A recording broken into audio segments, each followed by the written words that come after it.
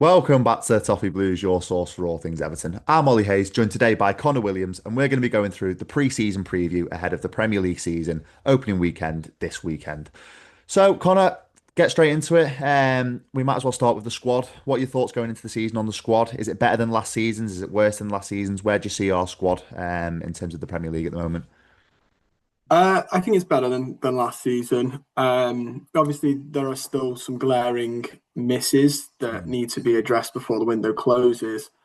But I think it's better than last season. The defense hasn't really changed, as it, apart from New mm, coming in, which I'm not expecting. Well, I wasn't expecting him to get game time, but obviously with Mikolenko getting injured, it mm, probably is now. But realistically, we haven't really done much to the defense, which is an area I'd argue we do need to work on. The midfield is pretty much the same. Obviously, Dewsbury Hall and Grealish are coming in there, but I don't know if he's going to play Dewsbury Hall that deep. mm, The main thing that's changed is the attack, which I'd argue last season let us down. Our mm, defensive record last season was very good, as it was the season before. mm, The last two seasons, we've had a problem with getting goals, whether that's due to the managerial setup or just the lack of creative players in the side. Dwight McNeil's probably has been our best player, goals and assist output creatively for the last two seasons. mm. And then when you think now, I don't even know if Dwight McNeil possibly, when everyone's fit and all up and running, I don't know if he possibly even gets into the team now. So that just shows how well we've done in attack. Obviously, the striker position is still an interesting one. You could argue we've improved because Barry looks good and he's a young lad, and he's very physical. But it's a new league for him, so it'll be interesting to see how he adapts. Otherwise, we've got Beto, who at this point I think we know Beto's weaknesses and his strengths. Mm.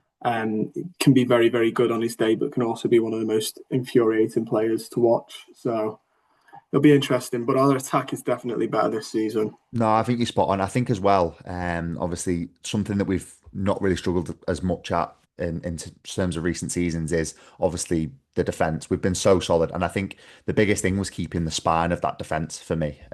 So I think if I'm looking at the squad now at the moment, the spine is the same as it was, and it has been. You know, if you're looking at like Sean Dyche's big spine in his team at the start of last season, it was James Tarkowski, Jared Branthwaite, Idrissa Gana Gueye as your midfielder, and Jordan Pickford in goal. And then you can maybe sort of extend that a little bit to Vitaly Mikolenko. I think he was pretty solid in terms of defence. But if you're looking at the spine, it's still there. Signing Jared Branthwaite to a new 5-year deal was fantastic business. Probably one of the most smart, savvy businesses that the Freaking Group did this summer. Obviously, Jordan Pickford's staying for a long time. I mean, he's been here for so long now, and he's a key part of that spine. James Tarkowski, obviously, getting back to full fitness is going to be the key litmus test for him. You know that it was a nasty injury, wasn't it, towards the back end of last year against Manchester City. So again, if I'm looking at the defence in terms of the squad going into this season, I think the spine's still there, which is something we wanted to see. Obviously, all of us were calling for Jared Branthwaite and Idrissa Gana Gueye to sign new contracts, and the fact that they did, I think, is massive for our season. But also, as you said, going forward, we've got that little bit more cutting edge now. Yeah, you're spot on about Beto. We know Beto's strengths, we know his weaknesses. He's the most Marmite player in the Everton side, I think, at the moment. A lot of people will know and who've watched my content. I'm a very big defender of him, but there's also people on the Toffee Blues that aren't as much as defenders of Beto. I think that's why he is just the most Marmite player in Everton setup at the moment. But I like what you're saying about Tieno Barry. I think for me, it's the unknown quantity with Tieno Barry. It's something that we've not seen in Everton striker for so long. It's maybe what we wanted Beto to be when he joined from Udinese. But for me, Tieno Barry he's a real one to watch this season. Going into a new stadium of Hill Dickinson Stadium, I think Tieno Barry is going to be really one to watch this season, and that's why I'm very excited with the squad. Yeah, it's definitely exciting. And I think you're right with Barry. I think it is what we all hoped Better would be. And then obviously when he played, his link up play isn't quite that, and he's more of a forward. I mean, it's good to have two different types of players as well. Not that Barry can't run in behind, but Yeah. it's nice to have something off the bench that isn't the same. So So moving on to now, like the new signings. Obviously, we've touched on Tieno Barry a little bit, but you're looking at the likes of Mark Travers coming in, Adam Asnew, Kiernan Dewsbury Hall, and also the big one, Jack Grealish, which we're all buzzing about this week. Starting with, Mark Travers, because there's not really a lot to say about a backup goalkeeper coming in, is there? But what do you think of this one? Do you think it's a smart bit of business from the club? I think it was only £4 million from Bournemouth. yeah, I mean, 4 million in the current market isn't actually a lot of money. It's all, it's tippence now, really. I don't imagine he's going to get many games, maybe a couple of cup games, and unless Pickford gets injured, obviously. So I can't imagine him getting a lot of games. I don't think it's a bad signing. Premier League experience, played at Bournemouth. It was better than getting somebody. I mean, not that Begovic was bad, but he's younger than Begovic as well, so it gives you a little bit more confidence. And he's not the worst backup keeper either. There are some teams out there where you think if their keeper gets Mm. injured, it's really looking quite dire. I know he had a howler in the pre-seasons, but that aside, you'd hope that he'd do a decent job if he Yeah. had to come in for whatever reason. So yeah, I think it's a smart bit of business. You don't want to overspend either, or do what City are doing, where you're buying two big Mm. goalkeepers who are gonna one of them's gonna have to sit Yeah. out. So I think with Travers as well, because we've been spoilt for quality in terms of goalkeeper with Jordan Pickford for so long, I think any goalkeeper that comes in as a backup is always going to be a drop off in quality. So for £4 million in today's market, as you said, I think it's a really smart, savvy piece of business. Moving now on to Adam Asnu, what are you thinking of him? Because I've seen a few mixed opinions of him for his pre-season, but I think he's a real talent. I'm really looking forward to seeing him, play more consistently. Obviously, as we know, Vitaly Mikalenko getting an injury in the Roma game, so we're going to probably see Adam Asnu play maybe more minutes than we would have expected. What are you thinking of his pre-season so far?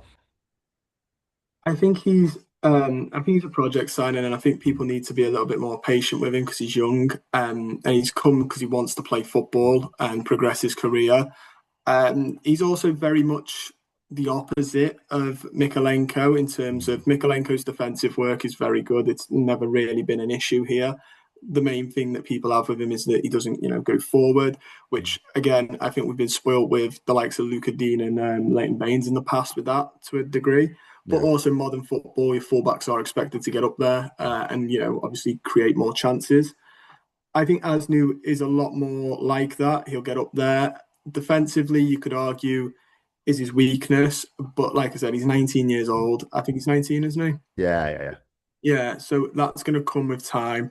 That's something that you could quite easily coach him in as well. It's not that hard to learn. Within a year or so, he will be better. Say coach and people start to go, oh, we don't have the time, like we're waiting 4 years. It won't take 4 years to teach a professional footballer the little tricks of how to defend. He obviously knows how to defend, otherwise he wouldn't be a Yeah. professional footballer. So I think it's good. I think he's a very good prospect. He was one that a lot of people were this one's one that I saw a lot of people a bit envious of that are like, Mm. the scouts and stuff, Yeah, yeah, yeah. um, for how much we've managed to get him done. I just think people need to be a little bit patient because ideally he wasn't bought in to come and, Yeah. start the season. He was bought in to maybe have a couple of cup runs. So I think patience is the best.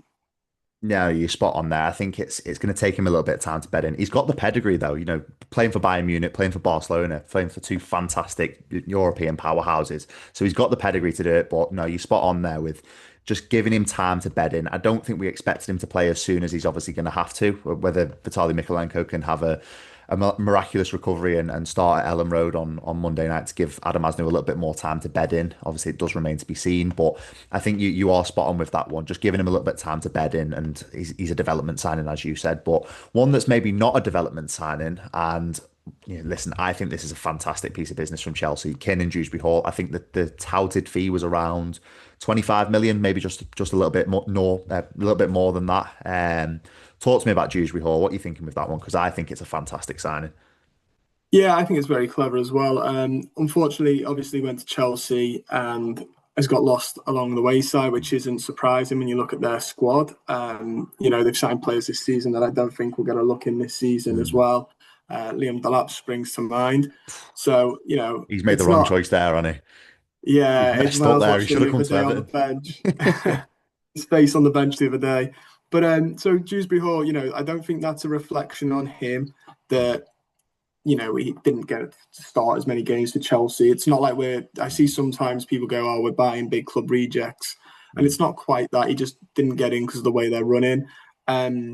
Also, I mean, if he's anywhere near, it's not always bad to have the rejects if they're still Yeah, of a good standard. yeah, yeah, yeah. Um, he's a very, very good player. I think he'll offer us something that we didn't have last season, especially if he plays in that 10. Mm. Watching Decore trying to dribble last season was painful. Took years off Dewsbury my Hall. life, that. Yeah, exactly. And Dewsbury Hall is so much better at that, and he's good at making late runs into the box. He can Mm. get goals and he can get assists. So I think it's a really clever bit of business to notice, spot that he's available, and he's a position that we were all saying we needed. And he can play deeper. I know there's Yeah. a sort of like if he can, because of his defensive awareness, but he can do it. So that also helps. There's many players that can fill as many holes at the minute at Mm. Everton is a win. Yeah, definitely. List quality on the ball for me is the biggest thing that he's going to bring. You mentioned Decore. I'd kind of erased that from the back of my mind, seeing Decore trying to dribble and play football last season. Listen, Decore was a fantastic servant and he scored big goals at big times. But watching him on the ball, it left a lot to be desired at times. But with Kiernan Dewsbury Hall, just in his debut against Roma, you can already tell that the upturning quality that he's got over Abdoulaye Decore playing in that number 10 role, it's just worlds apart, isn't it? He's so clever on the ball. The runs he makes, when he gets the ball, the drop of the shoulder, he's just so much more quick and clever with his movement, which is something I think we've lacked for so long in terms of a midfielder playing further up the pitch. So I think that's the biggest thing for me. It's how clever and how quick he is on the ball. And also as well, I think he's going to link up really well with, if it is to be Beto to start the season as the number 9, I think he's going to link up quite well, making clever runs, maybe dragging a defender away so Beto has a little bit more space in behind. I think that the way that they're going to link up, I think is really going to bear fruits for us. And then there's one more that we have to talk about. Listen, we've talked about Tierno Barry. I think we can move on to this one. But there's one more that we have to talk about. Jack Grealish on a loan signing from Manchester City. I think I've said that about 100 times, and I'm still excited by it. Jack Grealish, what a signing that is. Are you excited by it? Because I don't think I can contain my excitement going to Ellen Road on Monday night. Yeah, it's a really good signing. I don't know. Obviously, the only issue is that it's a loan deal, and Yeah. they tell you not to fall in love with loan players, and it's going to be very hard not to because he's a likable lad, Mm. regardless of his footballing ability. But it does help that he's also a really good Mm. footballer. And I think last season at City, because he obviously struggled to get in, Yeah. people have sort of forgot that he's a very, very good Mm. footballer. Um, and it just seems it's like when we signed James Rodriguez, only obviously he's younger than when we signed James Rodriguez. And I'd argue Jack Grealish is still in his prime years as a footballer, Mm. but it's that sort of player where you're like, that's a really big name for Everton to get with a really Yeah. big CV. Um, and I just think he's going to be really good for us. I hope he is anyway. Yeah. I think it's a good beneficial move for Mm. both us and him. It's not quite the levels of the Dele Alli move, but I do think Jack Grealish could do with this loan really, Yeah. going well. Otherwise, I don't know where that leaves him professionally next Mm. season. The only thing I'm like not too sure about is the rumours of the buy clause. If we did Mm. want him, I've seen some people say 50 million, but then I think Julia Bald said that's not quite true. Yeah. 50 million when his contract is up next season is a little bit mental, but we'll have to wait and see. We'll have to wait and see how he does, but I'm assuming he's going to be really good, and I think fans are going to love him very easily. The £50 million buy deal, it feels like the one that you put in on Football Manager, and it's just a sweetener to try and get the loan over the line. But yeah, as you said, 1 year left on his deal by the end of this loan deal, and a £50 million buy option does seem a little bit steep. But hey, listen, maybe we could get that negotiated and we can come to an agreement if he does have a successful loan spell. But moving away from the signings now, just before we go away from the transfer market, I think there's what's the date today? The 14th. So there's, I think, 2.5, 3 weeks left of the transfer window. Where do you think the biggest position is we need to strengthen between now and the end of the window? Um, I'm going to go right. I mean, there are three, I was going to say but we could talk about this for an hour, couldn't we? It's probably a whole separate video, but if let's just nail down to one position. I'm going to go right back. I know people are saying right wing, which I fully understand, but I think Ndai could do that Yeah. till January. But the right back is a big one for me, especially with Brantthwaite now picking up a knock. Mm. It means, O'Brien's probably, Patterson's injured. O'Brien's going to have to play right back. It probably means Michael Keane's coming into the Mm. side again. If we got a right back, we could just put O'Brien back at centre back where he belongs and where we Yeah. ideally want to see him because we think he's going to be Tarkowski's replacement. Um, Also, it would help with obviously Moyes is buying players that almost cut in at times and playing the half spaces, and he did it at Everton the first time when he had the likes of Leon Osman on the right. we need an overlapping. He had overlapping fullbacks then. He needs them now. No offense to O'Brien, but I don't think he's got it in him to peg it Yeah. up and down the line, putting in good balls. So we need an ideal right back. I'd say that one, and then right winger is the next one. Yeah, I mean, to be honest, I was going to go with right winger over right back. I just think I hear what you're saying with the right back. I think the only thing I'm thinking is Michael Keane had a good end to the season. I know this people are going to hate me for saying this, and I fully understand why people are going to hate me for saying this because Michael Keane has been a liability at times for Everton in recent seasons, and I completely understand that. But he finished the season quite well, so I'm comfortable with Michael Keane having a few games at centre half and Jake O'Brien being at right back if it means we can focus funds at right wing. And I think the biggest thing that we've struggled with in recent seasons is having balance in the front three. Iliman and Jai, I think he can do both. We've seen that he can play off the right hand side. He did it well for Senegal in that friendly at the City Ground against England. He played really well in that game. But I think Iliman and Jai's best position for me in an Everton shirt has been off the left hand side. That's where we've seen the best of him. So if it is to be Iliman Jai off the left, I think you do need balance with a natural right winger playing off that right hand side. And listen, we've seen the links with, I think it was Malik Fofana a few weeks ago, but there's been plenty of links with right wingers. For me, I think it's the one that we've cried out for so long is a little bit of balance on each side. So for me, I'd probably nail down to say that I think right winger is the priority, but that could change again. Listen, we could get another injury in the next 2, 3 days, which again throws things up in the air for the trip to Ellen Road against Leeds. But for me, I think right winger is probably the one I'd focus on. But moving away from the transfer window now, I think we should probably focus a little bit on pre-season and what we've seen. You did a very good pre-season review in the last couple of days, which went out. So if you've not seen that, check that out for a full debrief over the pre-season thoughts. But let's just get your thoughts a little bit now on just preseason in general, just as a whole. Do you think it's gone well? Do you think it's gone badly? Do you think there's things that could have gone better? What are you thinking? I think I said it. I said it in the video. It's about like progression over the pre-seasons. The first couple we were playing a skeleton squad. You Yeah. know, the likes of Tyler and Yango were getting games. And since then we've added depth, so it's a bit hard to judge the earlier games, although they weren't great and they weren't great results. It's a bit hard to judge it on the small squad. Also, it's Mm. pre-season, so Yeah. they only matter as much as you want to believe they matter. Mm. They're mainly just to get fitness up. As we went on, though, we saw better results. I think the Man United game was probably the all-round best performance Yeah. and result. I think it was a good game. And then the Roma game, I mean, I know it's a loss, but I don't think people are that fussed. Again, it's a fitness thing. Mm. They put it on with the Legends game. Yeah. It's the first game inside the new ground, which I think Mm. is the main attraction for the fans, really. Um, so I'm not going to hold too much. Also, Roma are a very good side. Mm. They're a European side, so losing 1-0 to Rome is not Yeah. exactly panic stations. And we saw some of the new lads integrated into the side. And I think we got a bit of a look at what Mm. David Moyes will want for the season Yeah. from that. So I think it's worked in terms of getting people's fitness up, getting the new players in, and getting better over the time. If we were still, putting in abysmal performances in the Roma game and in the Mm. United game, I'd be a little bit more worried because there's no signs of an Yeah. improvement over pre-season. But I think it's gone okay. Obviously, you'd love to win all the pre-season Yeah. games. It's not the end of the world. I'm not, dreading Ellen Road now. Yeah. You took the words right out of my mouth, to be fair. I think progression was the biggest thing I wanted to see. I went to Accrington on that horrible, wet and windy night.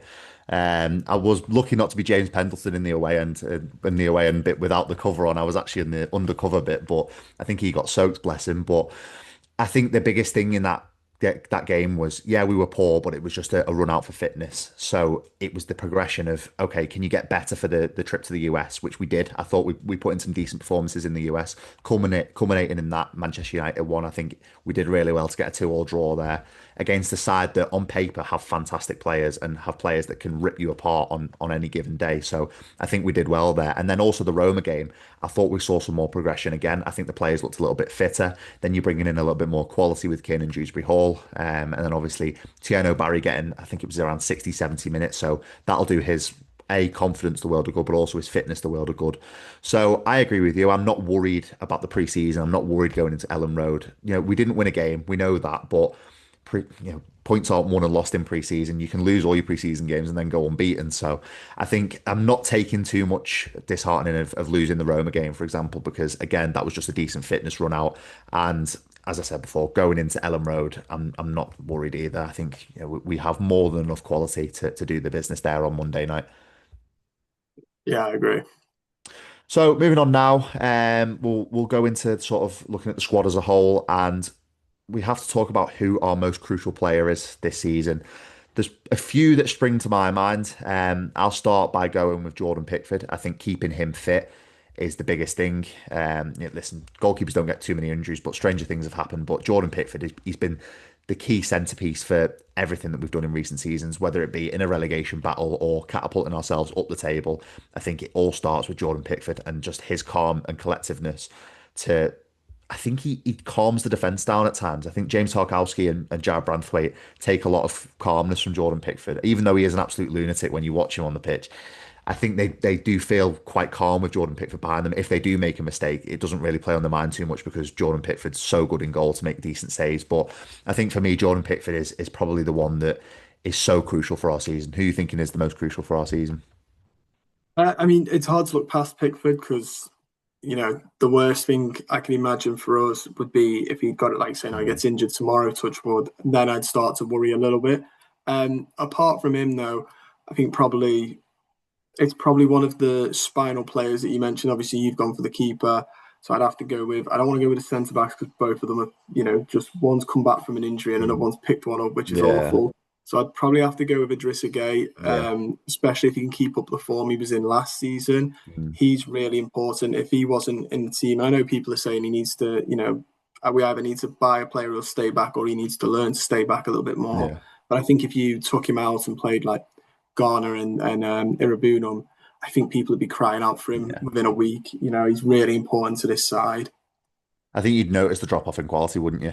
Straight away. I Yeah. think he's aged like a fine wine, Idrissa Gana. He's been fantastic since he's come back from PSG. I think he's really learned to play his trade over in France during us. I think it was his what was it, 2, 3 years there? I think he did 3 years there.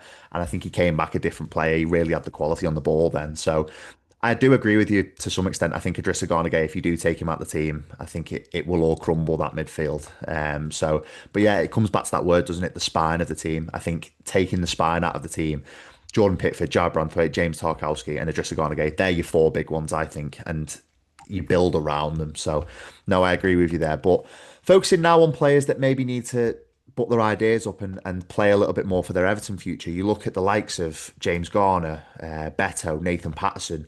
Is there a player that stands out in your mind where you're saying he needs to have a good start? He has to get off to a flyer because his Everton career is on the line here. Yeah, he's not going to get off to a good flyer though because he's injured. But Patterson needs a good Mm, season this season, yeah, or he needs to think about moving on. yeah, This is like he was under Benitez, so this is his third manager now that mm, doesn't rate him. I know he's only 23, but we need to start seeing him at least. Bearing in mind that the competition he's up against, I'd be a little bit easier if he was up mm, against a 27-year-old in their prime at right back. yeah, But he struggled to get in last year when we had Ashley Young and Seamus Coleman. mm, He then got pushed out for O'Brien. yeah, I really do need to see him, making the manager ask questions about it. Otherwise, I think he might need to leave the club. yeah, He's the main one. I mean, Beto, I think will be okay. mm, Regardless of the fact that sometimes he's great and sometimes he's not. I think he'll be all right. And James Garner seems to split the fan base as well. yeah, I don't think he's awful, so I think he's okay. yeah. Patterson is the one though for me, and another bad season. I think he needs to go. Yeah, no, I agree with that. I've got a little bit of an outsider one, and I want to know your thoughts on it. But it's Dwight McNeil. I think Dwight McNeil is. Listen, I love Dwight McNeil. I think he's a fantastic character. I think he's a fantastic footballer. I think he's got all the technical attributes which you need to succeed in the Premier League. But if you're looking at the signings we're making, Jack Grealish, Kiernan Dewsbury Hall, they're all players that can sort of play interchangeable in that front three or in midfield. And that sort of fits the bill with Dwight McNeil as well. So for me, I think Dwight McNeil just purely has to have a good season because of the competition for places. And then also, if we bring in a right winger, for example, between now and the deadline, I think it catapults McNeil into an even more difficult situation because he's playing for his future in terms of competition for places. So he's one player on the outside, not because I think his career is in jeopardy at Everton, but because the competition for place is going to be so strong, and because we might be favouring other options in terms of playing him week in, week out. I think McNeil has to get off to a flyer and take his opportunities when he can because the competition for places is going to be very strong. Yeah, I agree. It's really interesting that we had Ndai that plays on the left. Dwight McNeil plays on the left. I know Mm, and can play centre a bit, but I'm not having him on the right mm, at all. And then we've got Grealish. It doesn't bode well for him. If yeah, he could play on the right hand side, I would argue, maybe not. yeah. But we've seen him on the right and it doesn't work. He's He's very so one left-footed, footed. isn't he? Yeah, it's Mm, it's painful to watch. Between him and Jack, I saw Jack Harris. We've watched Jack Harrison for the last 2 years on the right, and we've seen how that goes. I don't want to see Dwight McNeil go through the same pain. So yeah, unfortunately for him, the fact that he is so one-footed and we've got so much depth in that left-hand side now, I think he does need to have a bit of a good season. yeah. Just before we get into some broader Premier League questions about the season as a whole, going into sort of who's going to win the title, who's going to get relegated, what would you say our best starting lineup is? And then also, what would you say the starting lineup is for Leeds? We'll start with the best starting 11. What would you go with as the best starting 11 for us? Uh, Pickford, Mikalenko, Bramthwaite, Tarkowski, and at the minute O'Brien, Mm. um, Idrissa, and I'd say Idrissa and James Garner, and then I'm a bit hesitant to put Grealish in just because I haven't seen much of Mm. Grealish right now. But it like when he's fully fit, it will probably be like Grealish, Dewsbury Hall, and Die, and Mm. then I'm gonna have to go Beto just because just because he's scored in the Premier League. It's so hard when players come that haven't played the Premier League Yeah. before because they are such, especially strikers, they are such a lottery with that, and they take a season or two to adjust, especially against big physical Mm. centre backs. But I think that is our best so far. Obviously, that will change if Barry does Yeah. settle well.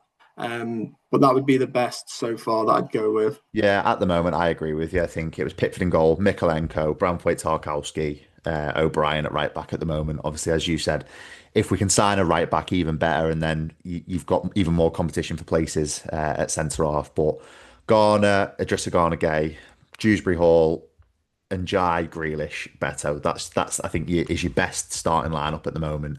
But then obviously it's the dilemma now for Leeds. What do we do for Leeds? Jared Branthwaite injured, Vitaly Mikalenko potentially injured.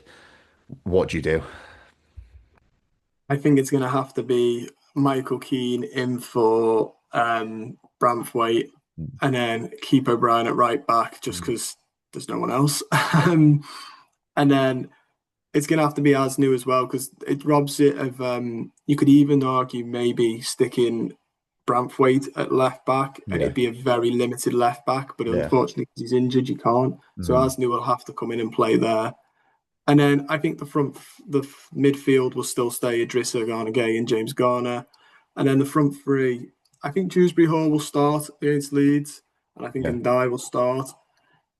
It's whether he goes with Grealish straight away or if he plays Alcaraz or McNeil. He prefers Alcaraz on the right. mm, I'm not too sure if I think that's his best position, but he does a job there.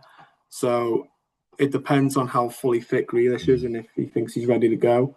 And then obviously Beto, I think, will play up front and we'll see Barry come on in the second half if Yeah. it doesn't go well.